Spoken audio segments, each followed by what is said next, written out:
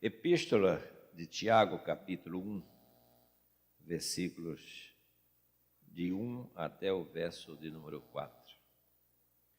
Tiago, capítulo 1, de 1 a 4, é a nossa leitura dessa noite. Diz assim o texto: Tiago, servo de Deus e do Senhor Jesus Cristo, as 12 tribos que se encontram na dispersão, saudações. Meus irmãos, tende por motivo de toda alegria o passardes por várias provações, sabendo que a provação da vossa fé, uma vez confirmada, produz perseverança. Ora, a perseverança deve ter ação completa, para que sejais perfeitos e íntegros, em nada deficientes.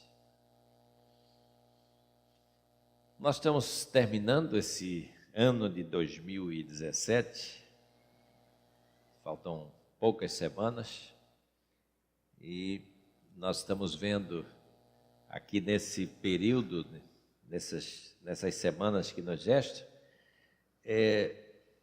dando atenção a um pouco da carta da Epístola de Tiago.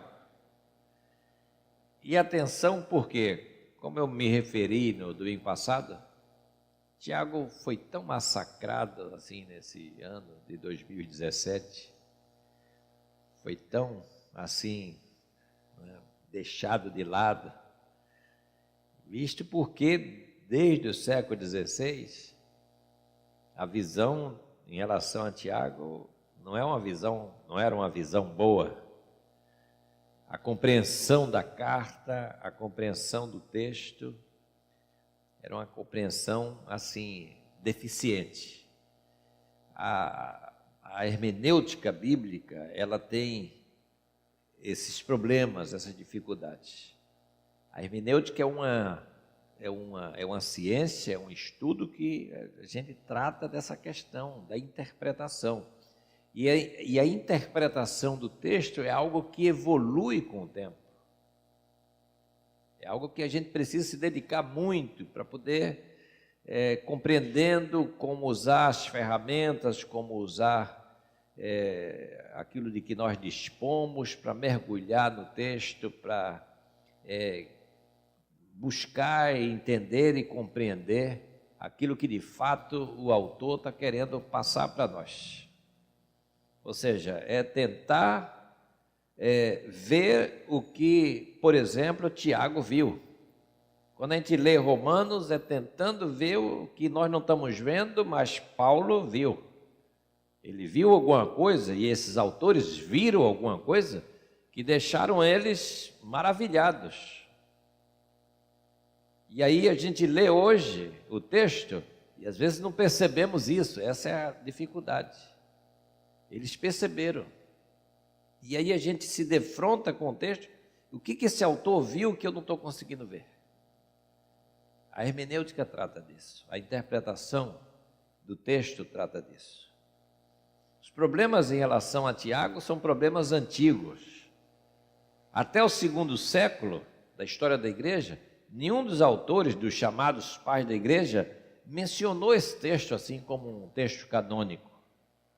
É um texto assim que teve dificuldades, nem Irineu, nem Tertuliano, nem Clemente de Alexandria. Esse pessoal não tratou de Tiago, não falou de Tiago. Então, tudo indica que era até tarde na história da igreja, tão tarde quanto o segundo século, era um texto assim desconhecido, pelo menos de se citar, de se referir a ele.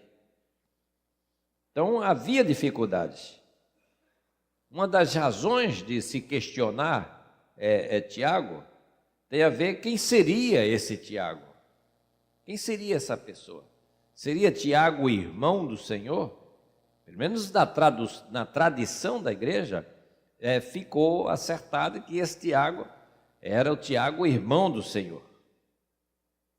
E é um autor também que apresenta um texto assim de qualidade, E um texto que tem palavras que o Novo Testamento não usa essas palavras. São expressões, são palavras novas, palavras desconhecidas dos outros autores. E é uma carta que se situa se acredita que foi escrita entre o ano 70 até o ano 130 do segundo século. Mas o autor aqui, ele diz assim, olha, Tiago, servo de Deus e servo do Senhor Jesus Cristo. Ele se identifica dessa maneira, né? Esse Tiago, essa maneira de expressar, né? Quer dizer, quando a gente vai no grego, né? O Jacobos, mas no hebraico é Jacó. Ele se apresenta, né, como Jacó. Então, é uma derivação do termo hebraico Jacó. Como em inglês, por exemplo, você fala James, versão King James da Bíblia. É a versão do rei Tiago. Mas aí o inglês fala James.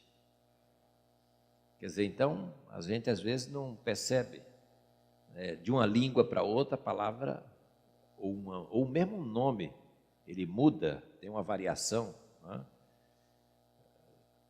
Ou então os autores bíblicos e as traduções bíblicas resolvem estabelecer o nome para aquele autor. A gente fala de Paulo e diz assim, como era o nome de Paulo? Paulo a gente dizia, era Saulo. Mas Saulo, no hebraico, é o Saul. Só que aí os autores disseram assim, não vamos chamar, tem um Saul do Antigo Testamento, vamos chamar Paulo de Saul. Então, vamos acrescentar um ozinho aí no final, que Saul se transforma em Saulo. Entende? Quer dizer, isso o pessoal não sabe. Mas é uma convenção. Tá bom, então para não misturar com outro, vamos chamar ele de Saulo, né?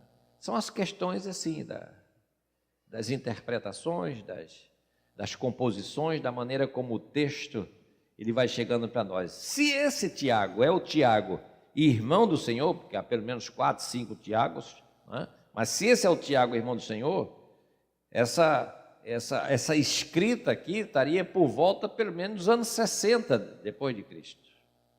Teria que ser até aí, porque segundo a tradição também, Tiago foi martirizado por volta do ano de 62. Então, uma data para essa carta seria mais ou menos os anos 60. E parece que no texto aqui também, ele trata de uma controvérsia paulina. Mas o que interessa para nós, além dessas questões, que são questões da composição, da maneira de autoria, de datas, isso tudo, isso num estudo exaustivo da carta, a gente tem que se referir a ela. O que interessa para nós aqui é que Tiago é uma epístola de cunho pastoral. Enquanto que a gente diz assim, Romanos é uma epístola de cunho teológico, Tiago é uma epístola de cunho pastoral. Ou seja, é um pastor que está se dirigindo à sua comunidade, à sua igreja, ou às pessoas às quais ele alcança, e ele tem uma mensagem prática, uma mensagem pastoral a transmitir para essas pessoas. Na verdade, ele tem um método de fazer uma exortação ética, no que diz respeito à vida das pessoas, ao comportamento. Por isso, a gente diz assim, Tiago é uma carta sempre atual. Não fica velha. Porque aquilo que foi dito no primeiro século, na maneira como Tiago disse, permanece válido para os nossos dias, permanece válido para hoje. Então, aqui encontramos ele falando para os crentes, falando para os cristãos. É uma carta que define a vida cristã em termos de compromisso, de comportamento moral, compromisso e comportamento ético, daqueles que professam a sua fé em Jesus Cristo. Como devem viver aqueles que professam a sua fé em Jesus Cristo. E na medida que esses cristãos, eles tomam conhecimento dessas orientações, dessas diretrizes, eles vão sendo e vão se tornando sensíveis, se abrindo para essa forma de ensino de Tiago, da maneira como deve se conduzir no dia a dia. Então ele fala dessas necessidades, fala de que em todos os tempos e em todas as épocas há uma necessidade de participação responsável na comunidade. Como membros da igreja, devemos ser atuantes, devemos ter uma ação cristã responsável no meio da comunidade onde nós estamos trabalhando. Então, ele inicia com um conselho, e um conselho assim meio desconcertante. Ele diz assim, olha, tende grande gozo, irmãos, tende grande, ou motivo de grande alegria, o passardes por várias provações. É desconcertante isso. Como que você vai ter alegria de passar provações? Tem alegria que passou de ano, tem alegria que passou no concurso, tem alegria, sei lá, que comprou o carro novo, a casa própria, mas a alegria de passar por várias provações. Veja que Tiago já começa assim desconcertando os crentes, deixando uma palavra assim difícil, porque as adversidades e os sofrimentos são, pelo contrário, motivos de tristeza, de pesar, de lamentações. Vamos ser honestos, porque do modo como a gente vê as coisas, é dessa maneira. Agora, Tiago não está dizendo aqui para esses cristãos, ele não está ensinando a ter prazer nessas provações. Não é isso que ele está dizendo. Tenham prazer nessas provações, porque aí seria um masoquismo. A gente não vai ter prazer em sofrer. Mas a sua instrução é para que esses crentes, eles estejam atentos aos resultados das provações, ou seja, que em tudo que nós passamos e enfrentamos, sempre há uma lição que Deus tem para nos ensinar. É como diz o cântico do hino 359, mais perto quero estar, meu Deus, de ti, ainda que seja a dor que me una a ti. Esse hino se tornou famoso porque foi o hino que foi afundando o Titanic. E a orquestra disseram, vamos terminar cantando. Então, tem jeito, e a orquestra começou a tocar esse cântico, mais perto quero estar, meu Deus, de ti, ainda que seja a dor. Ou seja, ainda que seja da forma que estava sendo, ainda que seja naquela situação. Então, Tiago está dizendo assim, olha, as provações, a gente precisa ter motivo de alegria por passar essas provações, porque as provações ensinam. As provações, ela nos prova no sentido de que ela nos fortalece. Ela nos traz maturidade cristã. Essa experiência nos torna robustos na nossa fé, enfrentando e vencendo. Daí que ele vai falando, ela pode nos trazer o quê? Perseverança. Versículo 3, ela produz perseverança. E perseverar é o quê? É enfrentar o problema, enfrentar a dificuldade e ir superando, e ir vencendo, e passando os obstáculos e continuar avançando, sempre avançando. É como diz a Bíblia, nós não somos daqueles que voltam, nós somos daqueles que continuam. As pessoas de Deus são assim, vão em frente, porque elas têm um alvo, elas têm uma meta, elas têm um objetivo, elas estão caminhando numa direção.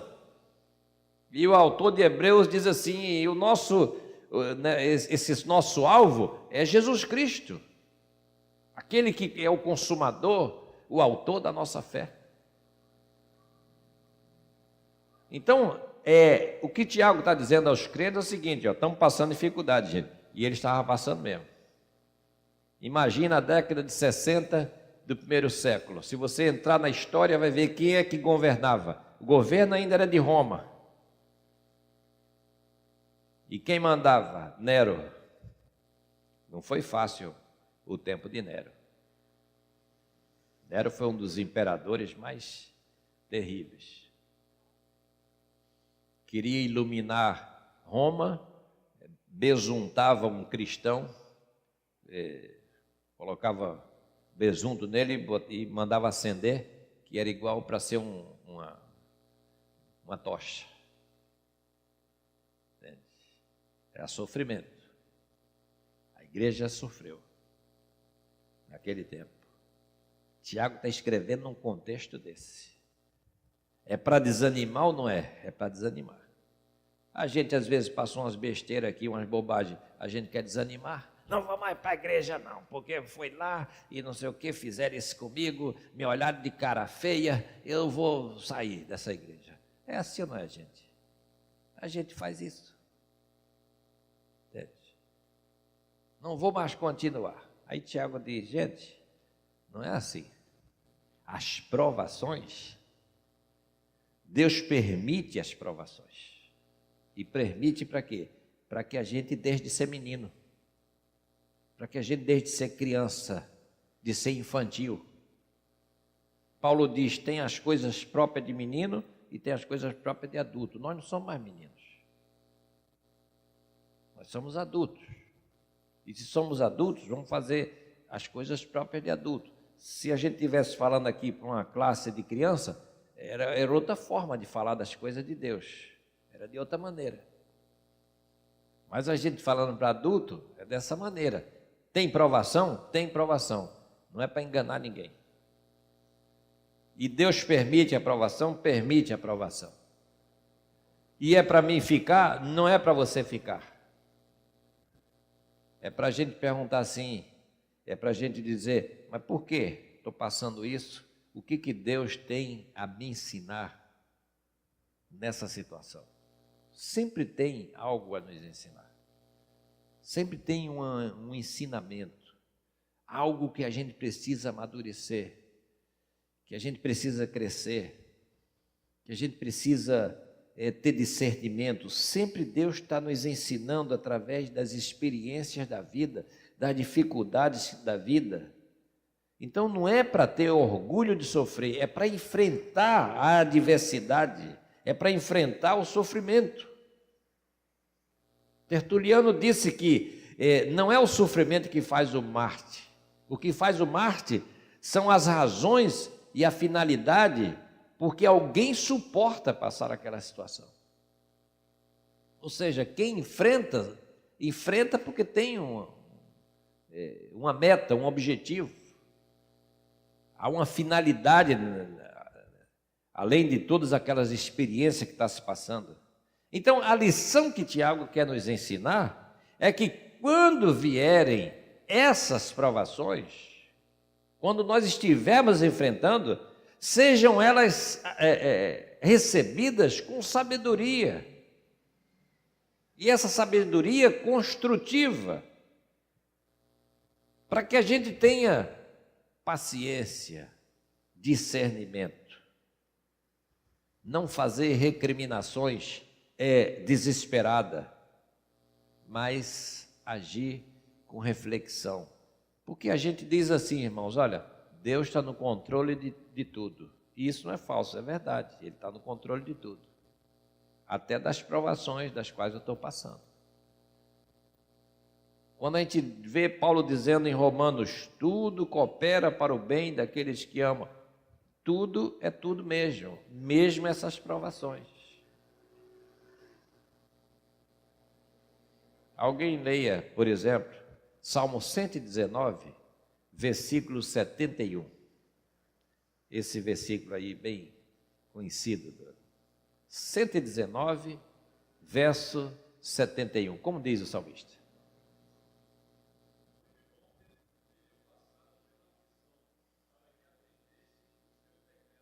Será que o salmista está sendo masoquista? Foi bom eu passar pela aflição.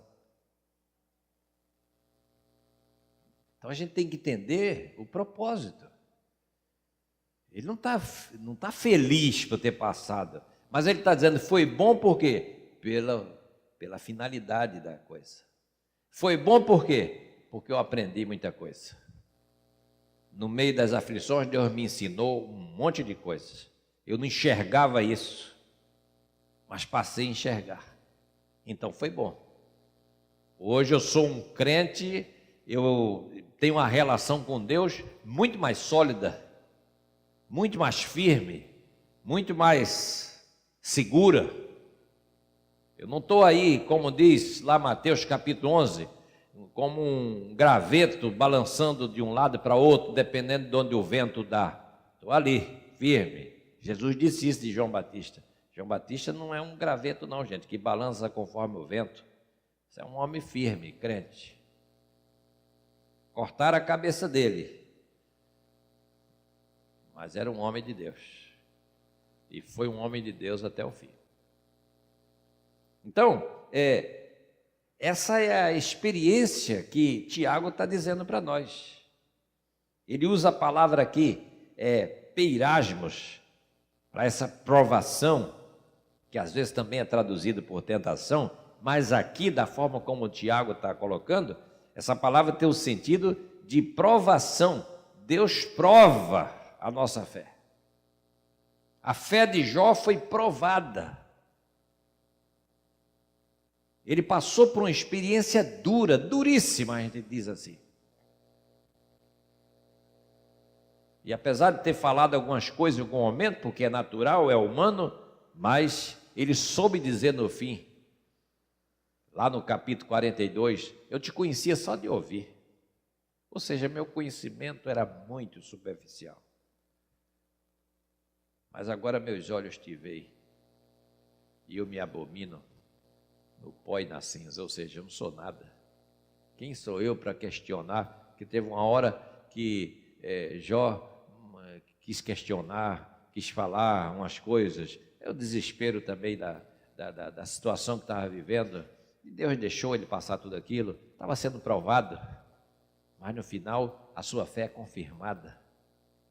E ele diz assim, eu pensei que sabia, mas eu não sei nada. Eu pensei que conhecia, mas não conheço nada. Então assim, na medida que a gente avança na nossa vida, na nossa fé, a gente vai então adquirindo experiência, vai ficando mais maduro. E aí vem o problema, vem a dificuldade, a gente diz, mas eu sei que Deus está comigo.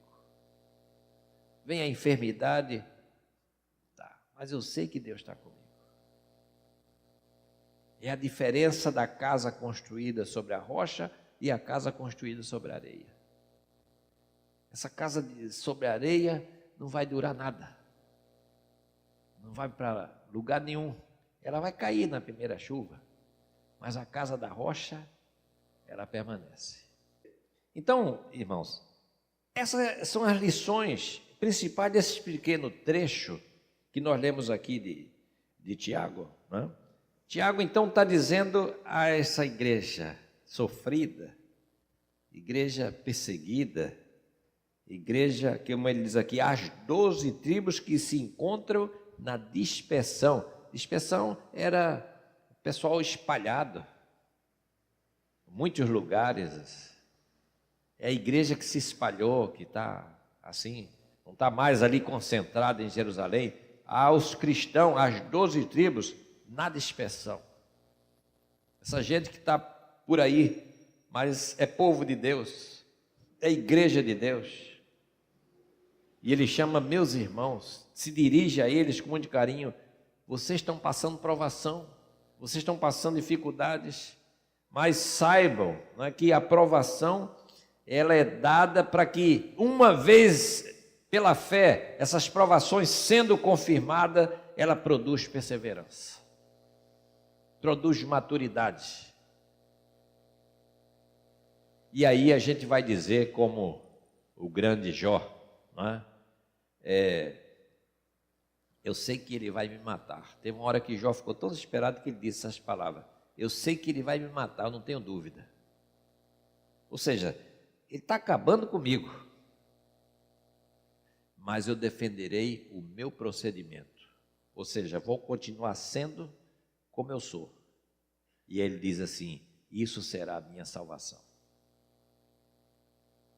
Ou seja, a fé madura, fé provada, fé robustecida, fé que enfrentou a tribulação, a dificuldade, mas ele é a pessoa que diz assim: eu continuo crente, eu continuo confiando em Deus, eu continuo depositando a minha confiança nele. Ele é aquele que dá, é aquele que tira. Ele me abençoa quando Ele quer me abençoar, não é quando eu quero ser abençoado, mas quando Ele quer me abençoar. Ele vai me dar aquilo que Ele acha que eu devo receber e não aquilo que eu acho que eu devo receber. Ele vai me dar segundo a sua vontade e não segundo a minha nem a nossa. É o crente maduro, é o crente que está submisso à vontade de Deus na sua vida. Então ele está dizendo assim: olha, a provação que nós enfrentamos, ela produz perseverança. E a perseverança deve ter uma ação completa, para que a gente cresça, para que a gente amadureça, para que sejais perfeitos e íntegros, diz ele aqui no verso 4, em nada deficiente, mas íntegros, crescendo na graça, na fé. Então, meus amados, diante das perplexidades e diante da complexidade da nossa vida, Tiago diz assim: a gente encontra a sabedoria de Deus, essa sabedoria de Deus. Então ele diz: quando enfrentar a tribulação, quando enfrentar a provação, busque, ele vai continuar dizendo aqui, busque essa sabedoria, que a gente vai falar numa outra hora. Então não há, enfim, nesse trecho, nesse pequeno trecho, Tiago está dizendo assim para a igreja, ele abre a carta dizendo assim para a igreja: olha, não há nenhuma circunstância, não há nenhuma situação, nem nenhuma emergência, nem nenhuma crise que a gente venha enfrentar, que Deus não possa intervir, que Ele não possa agir, que Ele não possa responder às necessidades e às dificuldades de quem recorre a Ele. Ou seja, seja qual for o problema, seja qual for a circunstância, Deus é aquele que intervém, é aquele que nos permite passar dificuldades, mas que nem por isso Ele nos abandonou por isso. É aquele que está presente. E é aquele que se alegra também quando ele vê que o seu filho, a sua filha, o crente, ele enfrentou o problema, mas ele está lá firme, diante de Deus, com a sua fé segura, capaz de dizer assim como aquele hino: eu sei em quem tenho crido. Acho que é o hino 412. Eu sei em quem tenho crido e estou bem certo que Ele é poderoso para me segurar, sustentar até o dia final. Então, que seja essa, meus irmãos, a nossa experiência. Veja que Tiago é maravilhoso, Tiago é prático. Tiago não é um teólogo como Lutero, mas é um pastor que precisa dizer para as suas ovelhas que no mundo a gente passa por aflições, dificuldades, que enfrentamos provações, mas que o nosso Deus é aquele que está conosco em todos os momentos. Então, que Ele nos abençoe, nos fortaleça e nos sustente com a sua graça e com a sua vontade. Amém.